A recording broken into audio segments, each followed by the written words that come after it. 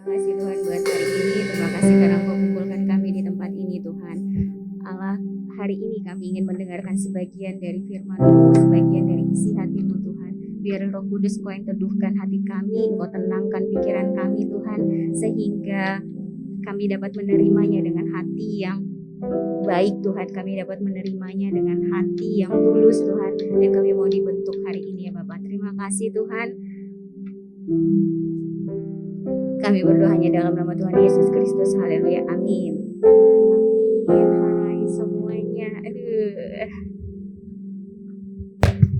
Oke.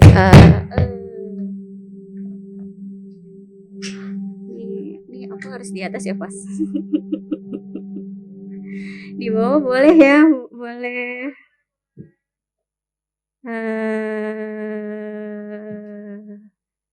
Itu aja pas. Yang kamu duduk aja, ya. Biar di sini aja. Oke, shalom teman-teman semua. Aduh, udah lama ya tidak berjumpa. Nanti kalau aku agak grogi atau ngomongnya ini mohon dimengerti ya. Oke, teman-teman semua di sini, nama saya Sophia, panggilnya Sophia aja. Terus hari ini aku kalau bilang khotbah kayak aku terlalu tegang untuk kata-kata itu ya. Jadi hari ini aku sharing aja sama teman-teman semua. Tema hari ini yang aku dapat itu listen to your pain. Hari ini aku ada PPT-nya. Lumayan ada kemajuan.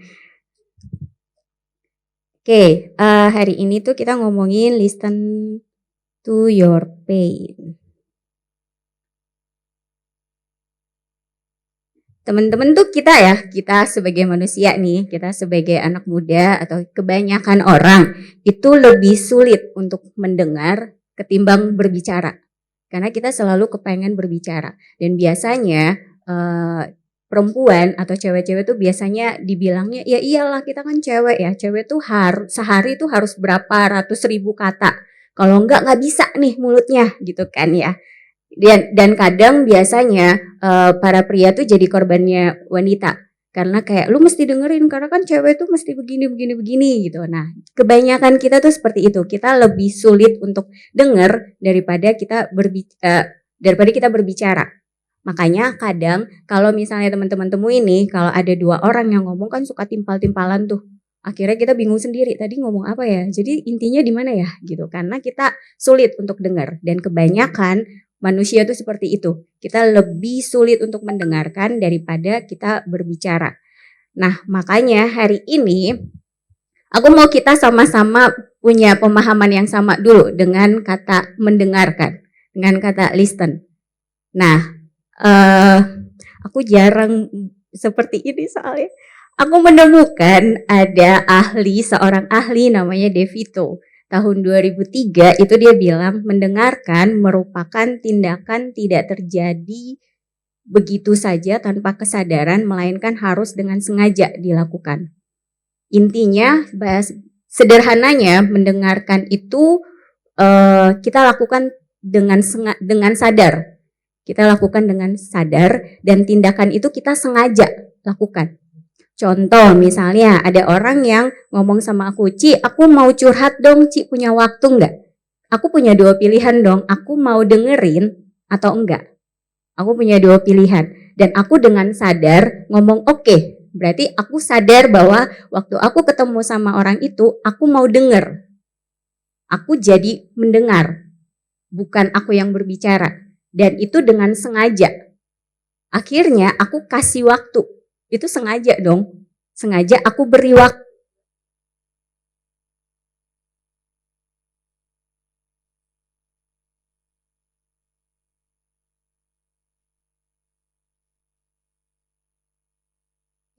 Jadi aku kasih waktu. Aku dengan sadar bilang iya aku mau denger dan aku kasih waktu. Sengaja aku luangin waktu aku untuk aku bisa ngomong sama dia. Sampai sini teman-teman paham ya dengan yang namanya listen, mendengar. Supaya kita bisa ngerti nih, listen to your pain artinya kamu dengan sadar. Kamu dengan sadar dan dengan sengaja punya waktu untuk dengar. untuk tahu, untuk mengerti pain kamu tuh apa. Sampai sini sama ya kita ya. Oke, lanjut ke pain. Pain itu rasa sakit. Rasa sakit itu bagian dari kehidupan kita. Jadi kadang tuh kita kayak cuman mau rasa senengnya aja, tapi kita nggak mau terima rasa sakitnya. Padahal sebenarnya rasa sakit, rasa seneng, kecewa, semua perasaan yang ada dalam kita itu bagian dari kehidupan kita. Kita nggak bisa kayak gue cuman mau yang bahagianya aja. Makanya kadang manusia, kadang kita semua gitu kan, itu tuh lebih seneng dengerin apa yang enak di kuping kita. Tapi kita paling gak suka dengerin apa yang gak enak di kuping kita. Makanya kadang kita lebih suka denger saran ketimbang kritik. Dan kita selalu bilang kayak, lu kalau mau kritik gua, kritik dengan saran dong. Tapi sometimes ya, ada orang-orang yang dia cuma bisa kritik lu doang, tapi dia gak bisa kasih saran. Dan kita selalu kayak gak mau dengerin hal itu. Gue maunya denger yang baik-baik aja. Gue gak mau denger yang gak baik. Dan ternyata tuh kayak, karena kalau gue denger yang baik, itu bisa buat gue, hidup gue jadi lebih positif. Ya enggak. Kadang rasa sakit itu bisa buat kamu jadi positif. Kamu belajar sendiri. Kita belajar sendiri dari rasa sakit itu. Makanya kenapa kita harus terima rasa sakit itu jadi bagian dari kehidupan kita. Itu yang harus, maksudnya sampai di situ kita sepaham ya. Rasa sakit itu harus jadi bagian dari kehidupan kita. Kita nggak bisa yang kayak, gue mau yang enak-enak aja, nggak bisa. Nggak ada yang namanya waktu kita lapar, terus udah gitu langsung udah ada gitu. Orang tua kita harus masak dulu gitu kan. Ada hal yang harus dia kerjakan. Sampai sini bisa ya, nangkep ya. Satu lagi, pain has a purpose. Dia punya tujuan. Rasa sakit itu punya tujuan. Kenapa kita harus ngerasain rasa sakit itu? Selain dia jadi bagian dari hidup kita, rasa sakit itu punya tujuan. Dan menariknya teman-teman, kita hidup di dunia ini, kita punya tujuan hidup. Berarti kan rasa sakit itu bagian dari hidup kita. Bagian dari kehidupan kita.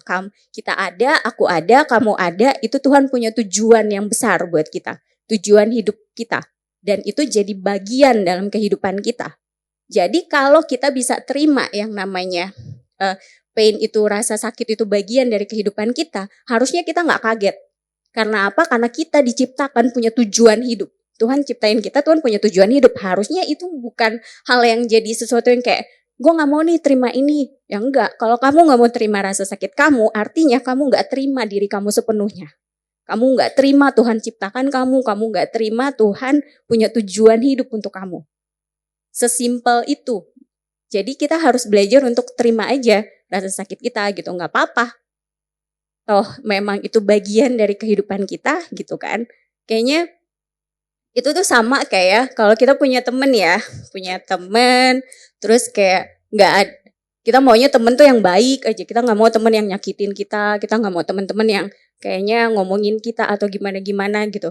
Tapi percaya deh teman-teman, kalau nggak ada orang-orang kayak gini, hidup kita nggak menarik. Hidup kita biasa aja, nggak ada warnanya. Warna itu nggak pernah ada cuman biru, pink, merah gitu-gitu, enggak. Ada yang namanya warna hitam. Dan itu basic loh. Biasanya orang-orang bilang warna hitam itu tuh warna yang kelam. Tapi karena aku kerja di digital printing, mainannya warna, itu warna basic. Aku tuh kayak, oh ini warna basic. Jadi hal-hal hitam, hal-hal gelap dalam kehidupan kita tuh basic. Itu tuh kayak hal biasa. Dan kita pun juga gitu ya. Kita kalau pakai baju, itu pasti kita pakainya hitam. Hitam tuh buat kita jadi lebih kelihatan langsing, ya kan? Nah itu gitu. Makanya kenapa tuh kadang ya orang-orang kayak, aduh hidup gue kelam nih, hitam banget hidup gue. Ih bagus dong, siapa tahu hidup kamu jadi buat kamu lebih kelihatan langsing, lebih kelihatan, oh ini gue kayak gini nih gitu kan. Jadi ya gak apa-apa, it's okay. Dan hitam kamu bisa padukan dengan warna apapun. Putih kamu bisa padukan dengan warna apapun. Kayak gitu, jadi kayak sesimpel itu gitu. Aku pun juga pas nyiapin belajar, kayak oh iya ya bener, sesimpel itu gitu. Pain has a purpose. Jadi semua yang terjadi dalam kehidupan kamu itu ada tujuannya. Kenapa? Karena hidup kamu pun juga ada tujuannya. Tuhan punya gambaran besar, cuman bedanya Tuhan bisa lihat itu dan kita enggak. Kita belum, bukannya enggak, kita belum. ya. Makanya aku punya aku tuh sharing cepet hari ini. Aku punya 3 sosok yang menurut aku ya, itu tuh bisa dijadiin, contoh kenapa rasa sakit itu punya tujuan. Yang pertama itu ibu. Ibu, mama, mami. Kenapa? Karena kalau dia nggak ngalamin sakitnya melahirkan, nggak ada kita. Itu sesimpel itu. Kalau dia nggak ngalamin sakitnya melahirkan, itu nggak ada kita. Tapi sometimes kita tuh selalu menyalahkan orang tua, gitu selalu menyalahkan kenapa gue harus ada di keluarga ini, kayak gitu-gitu ya. Nah itu dan menurut aku kayak mama melahirkan itu kan antara hidup dan mati ya. Dan kadang kita juga kayak gitu. Kayak gue ngalamin rasa sakit ini, rasanya gue pengen mati aja, widih. Gitu. Berarti udah tau lah ya buat yang cewek-cewek kalau misalnya lagi ngerasain rasa sakit terus rasanya gue pengen mati aja. Ntar dulu, lu belum melahirkan jadi belum tahu sesungguhnya rasanya antara hidup dan mati itu seperti apa.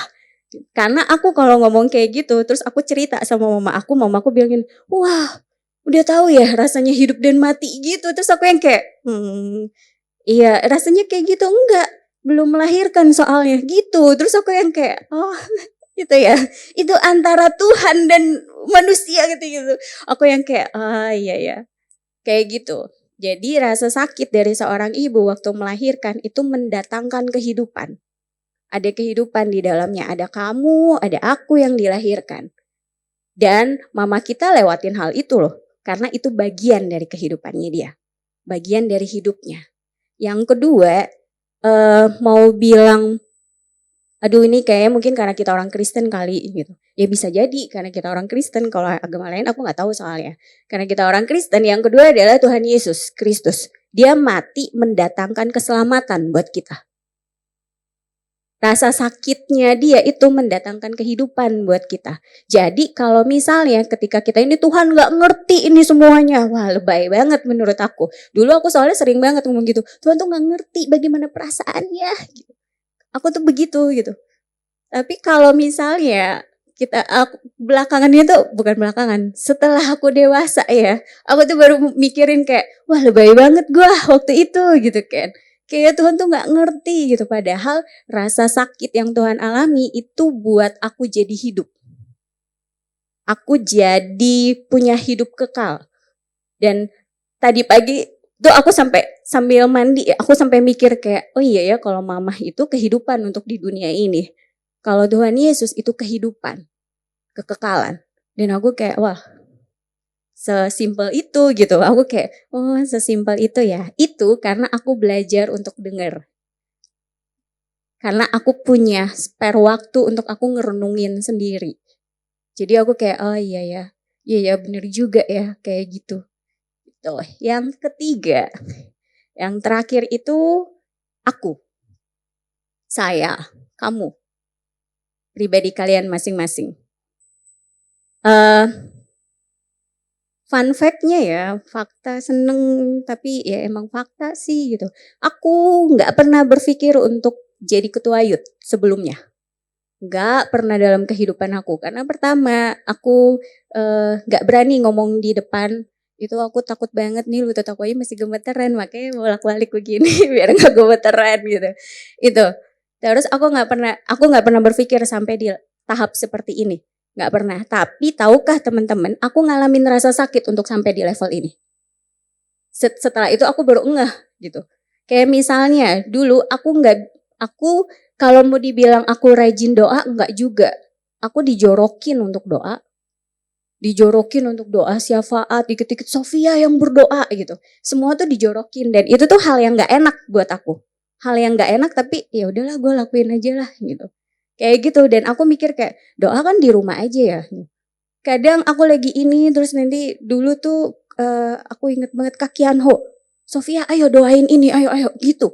Lah kaget dong aku. Duh ini gue ngapain doain apa ya. Tuhan Yesus tolong cuman begitu doang. Dan kadang tuh kayak gitu.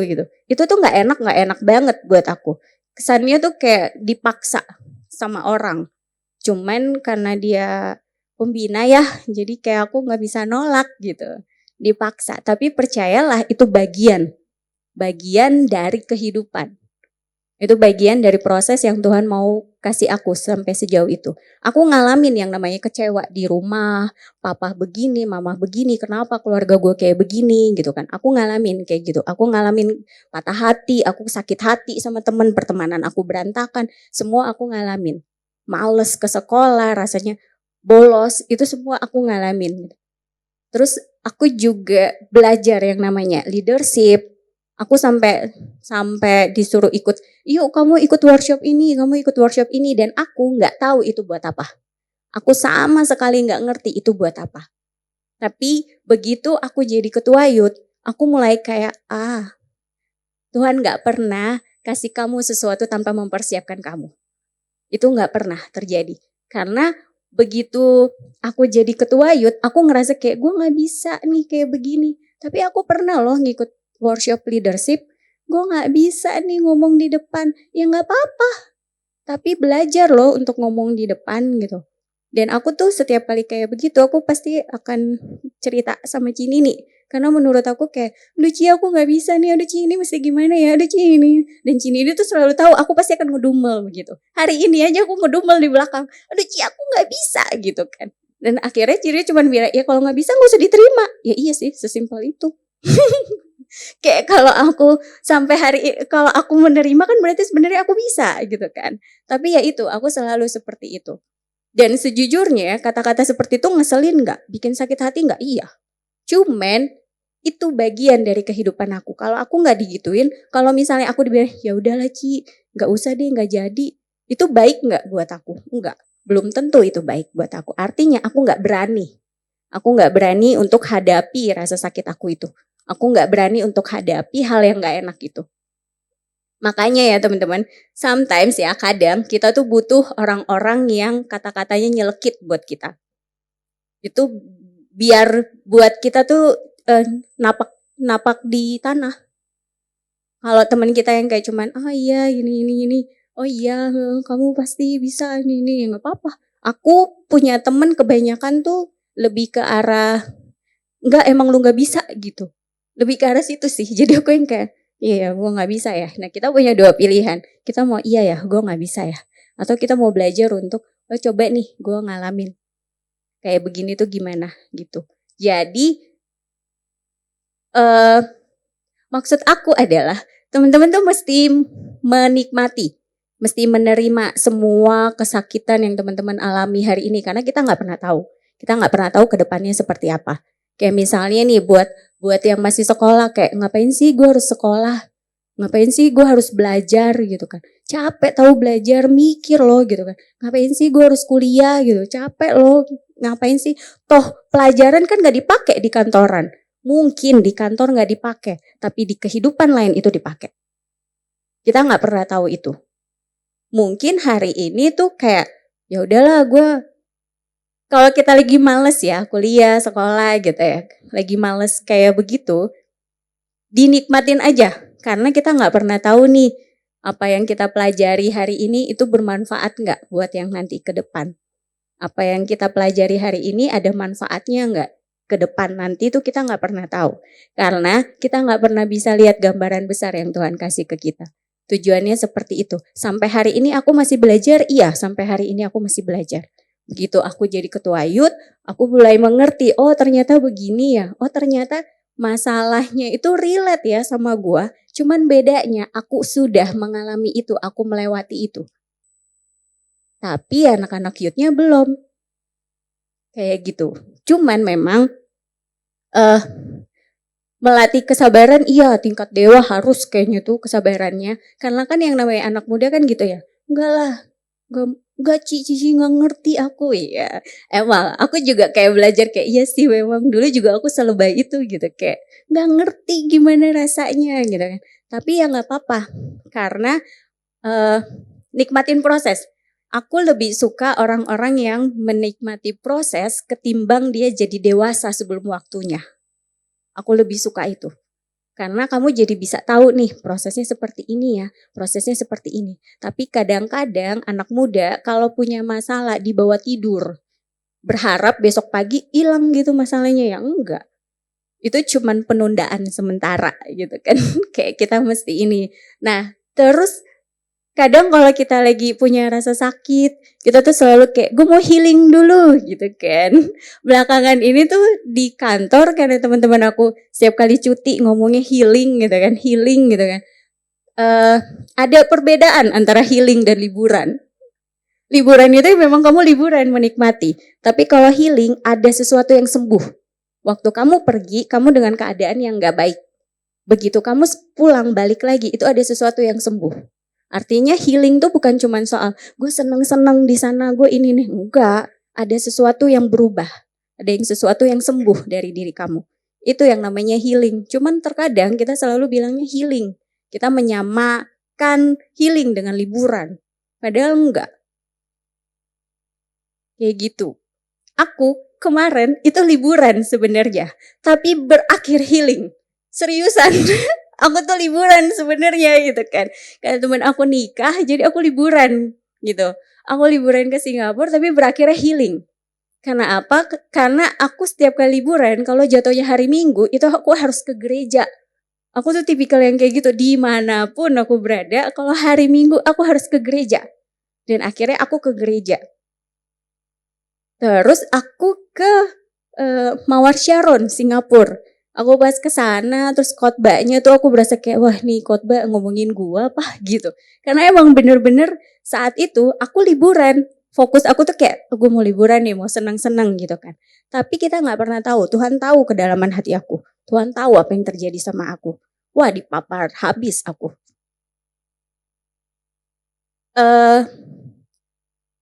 Aku tuh sempet yang namanya mau mundur dari pelayanan. Maksudnya bukan mundur dari pelayanan ya, kayak Tamborin itu kan ada ya buat atraksi Natal gitu kan. Aku udah ngomong sama Susi, Dek, aku kayaknya nggak bisa nih, gue bilang. Kayak aku sibuk nih, sibuk kerja gitu kan. Kayaknya aku nggak bisa. Aku nggak bisa latihannya, aku nggak bisa, takutnya nanti jadi ngalangin yang lain gitu. Dan teman-teman tahu waktu hari Minggu ya, aku liburan nih. Hari Minggu pendetanya bilang gini, siapa di sini yang pelayanan karena kurang orang? Waduh, gede kayak, nih sekarang nih gereja-gereja tuh lagi nyari gitu. Apalagi anak muda ya, adalah alasannya. Gak bisa, saya kerja, saya sibuk. Waktu kamu gak kerja, kamu minta kerjaan gak sama Tuhan? Wah, gue banget nih gitu. Aku tuh sampai kayak begitu kan. Sama aku suka sama kata-katanya kayak gini. Jangan pelayanan karena kekurangan orang. Tapi karena kamu tahu Tuhan sayang sama kamu, karena kamu tahu Tuhan baik sama kamu, makanya kamu melayani Tuhan. Wah, aku beneran, aku WA tuh pas lagi firman Tuhan. Aku WA ke Susi, aku bilang, Dek, aku pelayanan, masih boleh gak? Karena ya itu, Susi pun juga bilang kan, Ci, kita lagi kurang orang nih pelayanan, Ci tahu sendiri kan kita kurang orang. Ya iya, memang kurang orang. Tapi waktu aku balik, tujuan aku pelayanan bukan karena kurang orang. Tapi karena aku tahu Tuhan sayang sama aku. Tuhan terlalu baik sama aku. Makanya aku melayani dia. Bukan karena aku dibilang kayak waktu lu pengangguran, lu minta Tuhan gitu. Oh enggak. Dia ngomong itu di awal. Tapi di dan itu kata-kata enggak mengubah keputusan aku. Tapi begitu dia bilang, kalau kamu pelayanan, kamu melayani Tuhan, kamu mengikuti Tuhan, kamu melayani di gereja karena kurang orang, Tuhan itu bisa kirim banyak orang. Tapi kalau kamu melayani Tuhan karena kamu benar-benar tahu Tuhan baik banget sama gua, Tuhan sayang banget sama gua, itu kualitas pelayanan kamu walaupun sedikit itu benar-benar berbeda. Dan itu buat aku kayak, wah, makanya kan aku bilang, aku liburan loh, tapi berakhir healing. Dan aku sampai mikir kayak kemanapun kita pergi, kalau kita anak Tuhan, Tuhan tangkap kita dimanapun. Dan aku kayak, wah sejak saat itu aku pulang ya, aku tuh kayak, ya oke gitu. Aku langsung WA tuh, aku WA sama Susi dan aku bilang sama Susi, aku bilang, Dek aku masih boleh gak? Tapi saat itu motivasi aku beda. Aku mau pelayanan bukan karena Tamborin kurang orang, enggak. Tapi karena aku tahu, Tuhan baik banget sama aku. Pertanyaan random abis itu besokannya temen aku yang jalan-jalan sama aku, yang liburan sama aku, dia nanya, "Kak, hari ini hal apa yang lu syukurin?" Dan aku bilang gue masih bisa hidup. Dia langsung, "Ya juga sih Kak." Ya iya. Rasa sakit itu berarti menandakan kamu hidup. Cuman orang meninggal, orang mati doang yang gak ngerasain rasa sakit. Nenek aku meninggal, aku sedih iya. Aku tertekan iya, aku kesel banget iya. Tapi daripada dia hidup dengan kesakitan, ya kan? Jadi mending dia mati. Dia mending meninggal gitu kan. Dan itu adalah hal yang sulit untuk diterima. Diterima sulit iya. Cuman ya itu. Berarti kalau kamu masih ngerasain rasa sakit, itu artinya kamu masih hidup. Kamu masih hidup sampai hari ini. Makanya kamu ngalamin rasa sakit. Aku tutup dengan ini. Ini ayat aku paling suka. Salah satunya ya, salah satu ayat yang aku suka banget. Itu di Efesus 2 ayat 10. Walaupun ini kayaknya gak ada hubungannya ya sama listen to your pain, maaf ya. Tapi ini tuh ayat yang aku suka. Karena kita ini buatan Allah, diciptakan dalam Kristus Yesus untuk melakukan pekerjaan baik yang dipersiapkan Allah sebelumnya. Ia mau supaya kita hidup di dalamnya. Karena kita tuh buatan Allah. Ada hal menarik nih, temen aku juga sih kadang ya. Aku bukannya bilang ini gak boleh ya teman-teman, ini baik tapi ada yang lebih baik. Jadi kalau ada yang lebih baik, mending pilih yang lebih baik aja daripada yang baik. Kadang kita kalau lagi down, kita sering melihat hal motivasi, kata-kata positif. Kita sering kayak memakai kata-kata itu, ya kan? Tapi sebenarnya ya teman-teman, itu baik.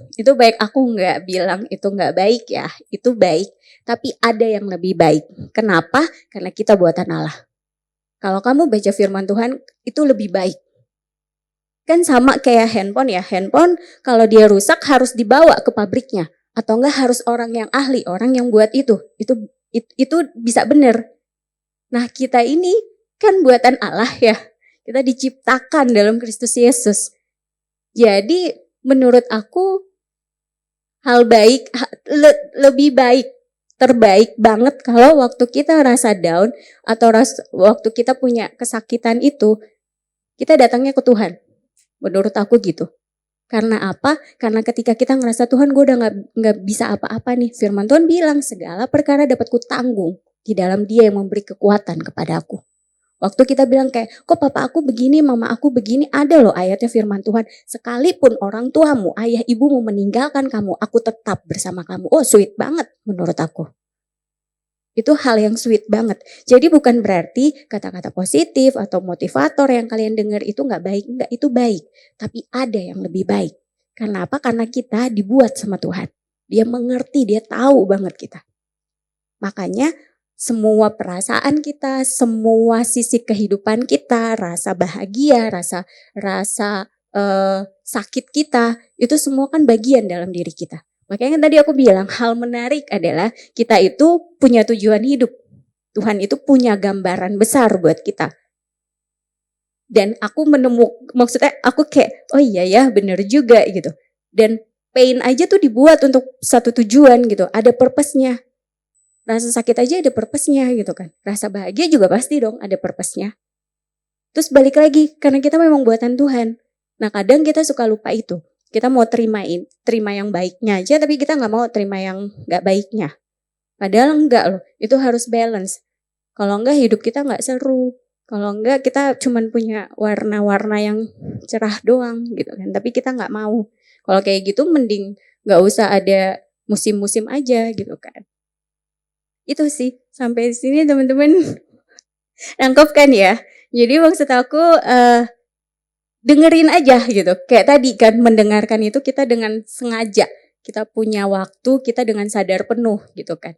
Gimana sih Kak, listen to your pain kan kita gak mungkin ya denger ini. Pernah gak ngedumel? Kan kalau di kamar, kenapa sih hari ini tuh gue begini-begini banget, ini begini-begini banget gitu. Ya itu namanya kita dengerin gitu loh. Pain kita tuh kayak gimana, kita dengan sadar nyiapin waktu. Makanya kenapa di secara rohani kadang suka bilangnya kayak kita harus punya saat teduh gitu kan. Itu kayaknya hal-hal yang jarang banget gitu kan. Kita harus punya saat teduh gitu. Nah, ya itu healing itu bisa dijadiin momen yang namanya kamu saat teduh. Saat dimana kamu mendengarkan kesakitan kamu tuh seperti apa, kayak gitu. Terus ada yang menarik, aku pernah meeting di satu laboratorium. Pokoknya di kantor tuh ada meeting. Di kamar mandinya ya, itu ada tulisan yang gini. Jenis-jenis warna urin. Seriusan. Terus aku yang di kamar mandi dan itu tuh di belakang. Jadi begitu aku duduk kan pasti kelihatan kan jenis-jenis warna urin. Terus aku yang kayak, "Hah?" Terus aku baca loh. Beneran aku baca kalau ini kalau warnanya kuning berarti kamu kurang minum air, dehidrasi. Terus aku yang kayak, wah. Terus abis itu aku keluar, ya aku cerita sama teman aku. Lu di kamar mandi lu ada tulisan gak? Gitu. Terus kata dia, iya. Ada tulisannya, apaan tulisannya? Ih masa gue ngomong sama lu? Ya iya sih gitu kan. Terus aku yang kayak, ada tulisannya dan tulisannya sama. Kayak gitu. Rasa sakit kadang kita gak pernah ngerasain. Ya gak sih? Kita gak mau untuk inian. Padahal sebenarnya ada gejala-gejalanya kan. Belum tentu nih kita tiba-tiba langsung sakit gitu tanpa ada gejala-gejalanya. Gak mungkin. Cuman kadang-kadang kita selalu ngabaiin itu. Ah enggak kok gue gak apa-apa. Rasa sakit kadang kayak gitu. Kamu dikecewain, kamu sakit hati. Enggak gue gak apa-apa. Dan kita sering kali sebagai manusia kita nyalahin. Pertama, orang lain, keadaan, mentok diri sendiri. Jarang banget kita langsung nyalahin Tuhan. Kayaknya parah banget gitu kalau nyalahin Tuhan. Dan itu akan berkutik di nyalahin diri sendiri. Dan aku juga seperti itu. Padahal sebenarnya ya waktu kamu nyalahin diri sendiri, kamu juga nyalahin Tuhan secara gak langsung. Benernya gitu. Kan kita buatan Allah. Terus kita nyalahin diri sendiri gitu. Ini gara-gara gue begini. Kayak gitu. Berarti kan sebenarnya ada gejalanya. Dan aku itu tipikal yang aku jarang banget minum. Jadi kalau aku sakit ambil darah, itu dokternya selalu ngeluhnya itu hal yang sama. Ya kurang minum ya. Karena memang aku kurang minum.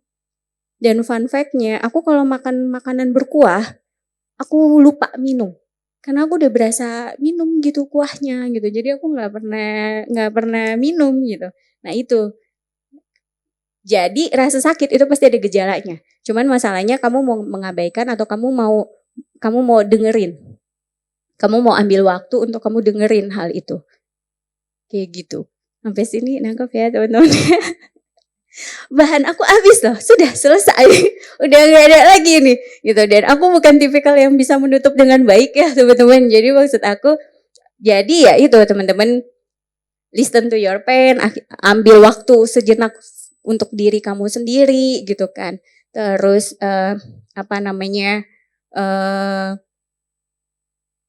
hal yang lainnya adalah rasa sakit kita itu kan mendatangkan kehidupan ya. Kayak tadi aku bilang, Mama jadinya ada kehidupan. Tuhan Yesus jadinya ada kehidupan. Dan diri kita sendiri. Kita pun juga dari rasa sakit kita itu ada kehidupan. Kehidupannya apa? Rasa sakit kita itu kalau kita berbagi sama orang. Kalau kita sharingin hal ini sama orang, itu mendatangkan kehidupan. Karena aku udah beberapa kali teman-teman main sama teman aku, terus nggak sengaja aku cerita nih, gitu kan. Nih gue lagi begini nih, lu tau gak sih gue tuh begini. Aku nggak pernah tahu bahwa cerita aku buat dia yang tadinya berpikir bunuh diri nggak jadi. Kan kadang kita gitu ya, kalau punya rasa sakit gitu tuh kayak ya udahlah biar gue aja sendiri gitu yang ngerasain, biar gue aja yang tahu gitu. Kalau kita udah ngelewatin itu juga kita kayak oh ya ini mah begini, ini begini. Berbagi itu lebih baik loh. Karena menurut aku kamu harus berbagi rasa sakit kamu ke orang yang kamu percaya. Atau kalau misalnya kamu udah lewatin itu, kamu bisa berbagi sekalian sama waktu gue ngalamin ini. Ternyata tuh gue jadi belajar ini loh. Ada satu status sepupu aku yang aku suka banget. Itu tuh bikin aku jadi mikir. Padahal sepupu aku lebih muda loh. Jauh banget seumuran kalian. Itu tuh buat aku jadi mikir. Banyak banget, cuman kadang aku mikirnya, kadang kan kita kalau bikin status nulis-nulis aja ya, tapi nggak pernah menghidupi kayaknya. Kayak cuman, oh ini bagus nih, jadi ya udah tulis aja statusnya kayak gitu gitu kan. Nih dia ngomongnya gini, nyatanya pada waktu saya minta kekuatan sama Tuhan, Tuhan beri kesulitan untuk saya menjadi kuat. Terus aku yang kayak, ah iya bener juga gitu kan. Waktu saya minta hikmat, Tuhan beri masalah untuk menyelesaikannya. Dan menurut aku kayak iya sih bener. Waktu kita bilang Tuhan gue tuh orangnya gak sabar ya gini. Ih banyak banget orang nyebelin di kantor aku. Sampai aku yang kayak hai jadi begini ya rasanya ya gitu kan. Dan kadang kayak ini kenapa ya orang-orang tuh kayak begini. Lah dia lupa kemarin dia doanya Tuhan biar saya sabar ya gitu. Itu tuh sering terjadi di plus 62. Sering banget terjadi. Kayak gitu. Jadi maksudnya jadi tuh itulah bagian dari semua hal gitu. Jadi kalau kamu berdoa kamu minta kekuatan, ya Tuhan pasti akan kasih kamu hal-hal yang buat kamu jadi kuat, bukannya jadi lemah. Sama yang tadi aku bilang teman-teman, ketika Tuhan mempercayakan sesuatu sama kamu, itu dia udah menyiapkan diri kamu. Dan aku merasanya seperti itu. Sebelum aku jadi ketua youth, oh ada banyak hal yang Tuhan siapin buat aku. Ada banyak hal gimana yang namanya waktu aku dijorokin untuk doa dan itu kepake lututku gitu kan.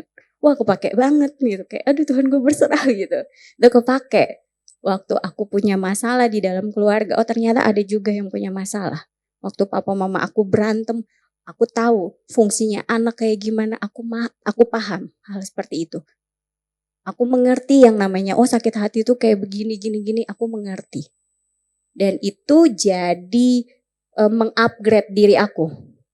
Aku jadi lebih paham, aku jadi lebih tahu. Tapi yang kedua, itu menjadi jawaban untuk orang lain.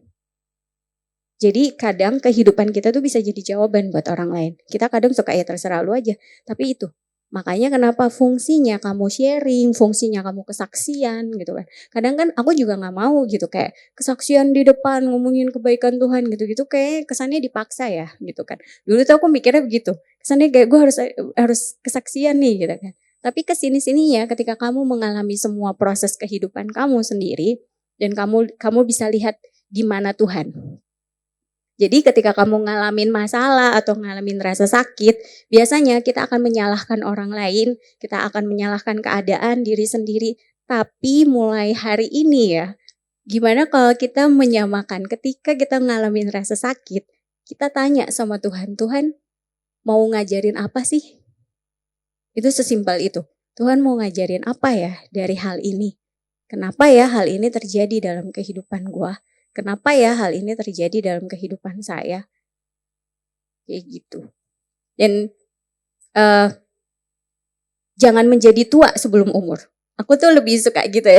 Kayak proses aja gitu. Kehidupan tuh buat kamu jadi semakin dewasa. Kehidupan tuh buat kamu jadi semakin mengerti tujuan hidupnya tuh apa. Walaupun kita nggak ngelihat gambarannya, tapi percaya aja. Makanya kan masa depan rancangan yang Tuhan kasih ke kita tuh rancangan damai sejahtera, bukan kecelakaan dan lain-lain gitu. Dan itu semua ada di Alkitab. Karena kita buatan Tuhan, buatan Allah gitu. Jadi itu semua ada di Alkitab. Sesuit itu Alkitab. Se